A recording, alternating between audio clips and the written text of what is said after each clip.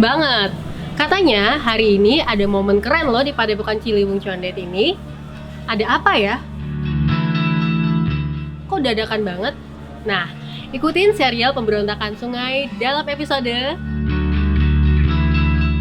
Ya mungkin ini salah satu jawaban kita menghadapi pandemi sekarang ini. Saya tidak usah nyampe sini, saya buka masker saya. Artinya saya percaya pohon-pohon di sini ini akan membunuh virus. Bisa dibayangkan kalau di sini semua diisi pile beton, tidak ada tempat sungai meluap, air ini akan menjadi beban kampung-kampung di bawah. Tanah Rendah, Bukit Duri, Kampung Pulau, sampai ke rumah saya di daerah Pademangan. Kak Ahmad, kok bisa Kak Ahmad sih? Jadi bisa dibayangkan ancaman kota Jakarta, ibu kota Indonesia.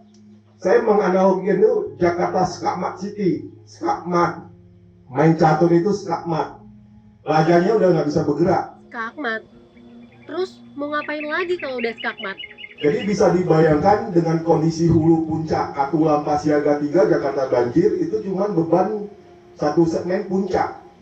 Belum lagi beban Kota Bogor, Kabupaten Bogor, Bojonggede, Cibinong, Depok, Jakarta Selatan. Indikatornya beban satu segmen puncak aja kita sudah banjir. Jadi bayangkan bagaimana ketika tata ruang ini, sumber persoalan ini kan tata ruang. Bahwa air hujan yang harusnya turun itu, bahwa undang-undang mengamanatkan 30% harus tutupan hijau untuk meresapkan air hujan ini menjadi mata air ataupun air tanah yang memang bisa dibutuhkan oleh warga. Oh alah, pantas aja acara ini mesti diadakan. Kondisi Sungai Ciliwung sudah sangat memprihatinkan.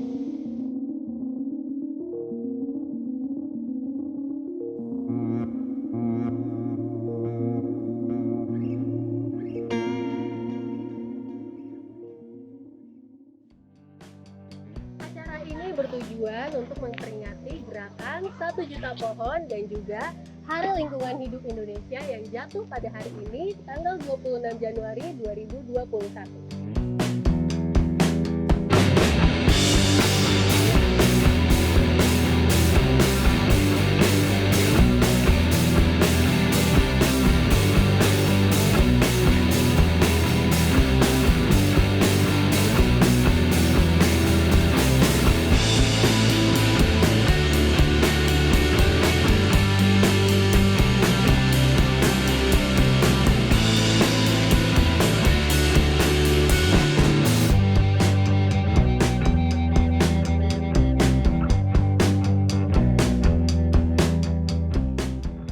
Keren banget loh acaranya. Sederhana, tapi isinya nggak sesederhana itu. Dan ini penting banget, terutama untuk generasiku sekarang. Harus tahu dan harus paham kenapa Sungai Ciliwung harus diselamatkan. Walaupun besok mau kiamat, tanam pohon terus berjalan. Barangkali kiamatnya bisa agak sedikit rendah atau ditunda. Kan kita nggak tahu kiamat itu kapan. Dan ini mudah-mudahan tanaman dapat tumbuh besar dan hidup akur bersama air yang datang mungkin tidak diharapkan oleh kita, tapi menjadi kesuburan dari tanaman yang berada di sekitar tepian Ciliwung ini. Semoga bisa bermanfaat. Kami butuh pohon, bukan beton.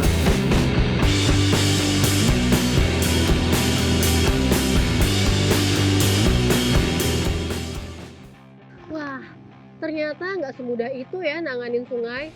Ada banyak aspek yang mesti dipikirkan. Ini kita ada berdiri di atas di sini Pangkalan Botak, Padepokan Ciliwung Condet. Bagaimana teman-teman Padepokan Ciliwung Condet menghidupkan lagi akses warga untuk melihat sungai. Contohnya Pangkalan Kibota ini adalah bagian dari program naturalisasi Sungai Ciliwung yang ada di Jakarta. Saya harap bahwa lebih banyak lagi akses-akses pangkalan yang sudah tertutup jadi pembuangan sampah, kemudian ada swadaya warga untuk membuka kembali. pinggir-pinggir sungai itu pangkalan-pangkalan dihidupkan kembali sehingga warga menjadi enggan buang sampah ke sungai. Setidaknya aku jadi tahu wujud naturalisasi itu seperti apa.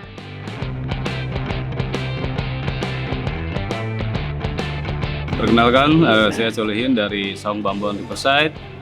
Terima kasih suatu kehormatan kita bergabung di acara menyambut Hari Lingkungan Hidup ya, dengan tema naturalisasi Ciliwung. Naturalisasi Ciliwung itu saya sangat mendukung sekali.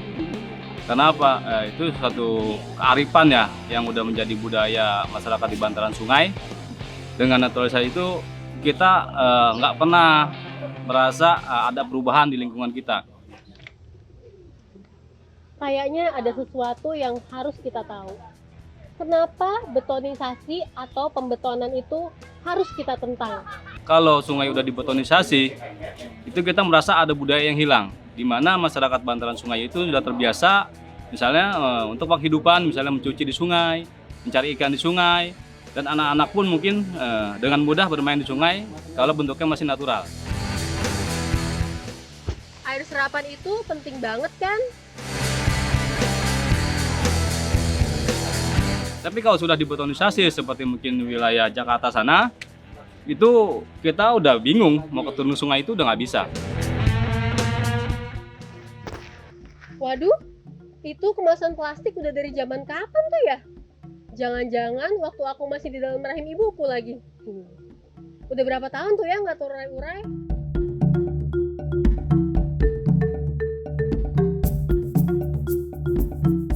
Nah ini dia sampah awet, murah karena nggak dilirik sama pemulung. Rata-rata tidak layak didaur ulang karena dia multi layer. Nah ini Anda kalau tahun-tahun yang waktu Anda tahun 80-an ini adalah diketemukan kembali dan masih awet karena orang nggak mau mungut, nggak ada harganya.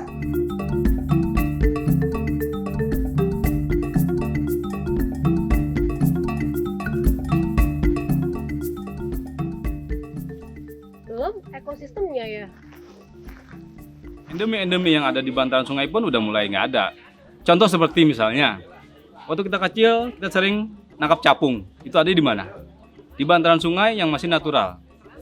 Contohnya, kita bisa melihat belalang. Itu ada di mana? Di bantaran sungai yang masih natural. Nah, kalau sudah Ciliwung dibetonisasi, di mana letak keberadaan hayati yang ada di sungai itu berada gitu. Karena apa? Tempat dia hinggap udah nggak ada. Belum lagi budayanya.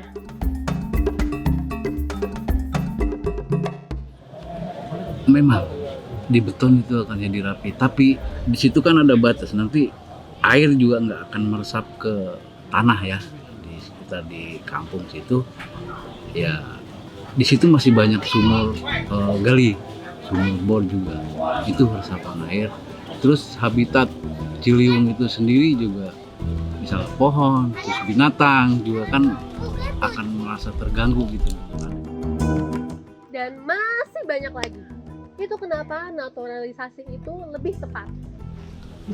Mungkin kalau bronjong masih bisa ya untuk resapan tanah, hewan-hewan apa tuh bisa bertelur ikan di situ di bronjong itu. Kalau bronjong ya.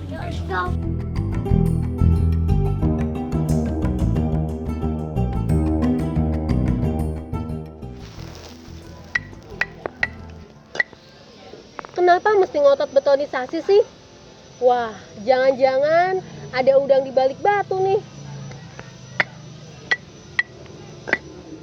Implementasinya itu konkretnya seperti apa ya tanggung jawab produsen di PP 8 2018 itu?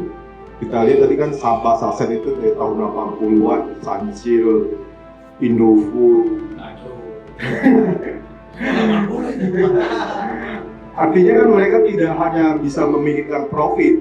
Ya ini kalau kata orang-orang sungai, di TV kami lihat iklannya, di sungai kami menerima sampahnya. Kalau gitu kita bongkar aja batunya, biar maunya si udang jadi ketahuan. Makanya pas kali ini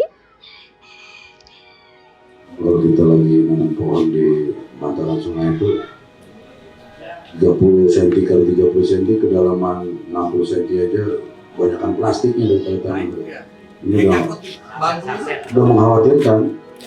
Kita sebentar tadi aja tuh ada tumpukan plastik berapa itu hasil dari gali tanah buat tanam pohon tadi. Itu kita tadi dapat 3 tumpuk plastik tuh, dan 7 lubang.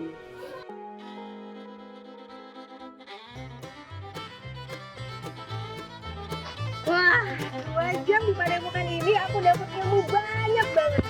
Semoga bermanfaat juga ya buat kalian semua. Dan ikutin terus episode-episode berikutnya pemberontakan anak-anak sungai Pas. Udah dulu ya.